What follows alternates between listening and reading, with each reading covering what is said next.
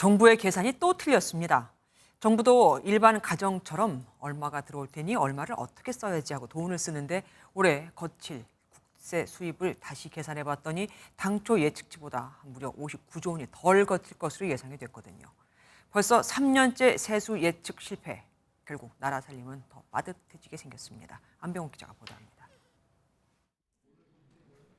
역대급 세수 펑크 우려가 결국 현실화됐습니다.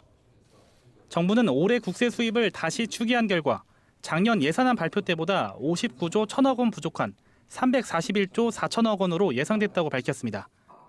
세수 부족액 중 역대 가장 큰 규모로 3년 연속 두 자릿수대 세수 오차율을 기록한 겁니다. 정부는 반도체 수출 부진으로 인한 기업 실적 악화와 부동산 거래 위축으로 법인세와 양도소득세가 줄어든 것이 주 원인이라고 설명했습니다.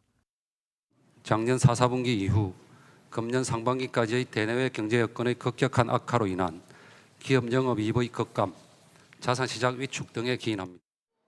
정부는 추경을 하지 않고 외국환 평형 기금과 세계 잉여금 등을 활용해 세수 부족으로 인한 경제 부담을 줄이기로 했습니다. 기재부는 세수 부족에 따른 민생 거시경제 영향은 매우 제한적이라고 밝혔지만 경기 활력을 위한 지방재정 사업은 더 위축될 수밖에 없다는 지적이 나옵니다.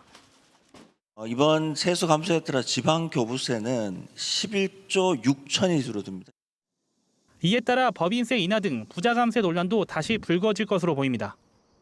아울러 3년 연속 수십조 원의 세수 오차를 보여 정부 스스로 경기 대응력을 떨어뜨렸다는 지적은 피하기 어려워 보입니다. MBN 뉴스 안병욱입니다.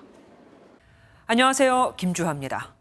공정하고 신속한 MBN 뉴스, 유튜브를 통해서도 만나보실 수 있습니다. 특히 더 많은 뉴스와 라이브를 보고 싶으시다면 오른쪽을 눌러서 구독하시면 됩니다. 어렵지 않죠?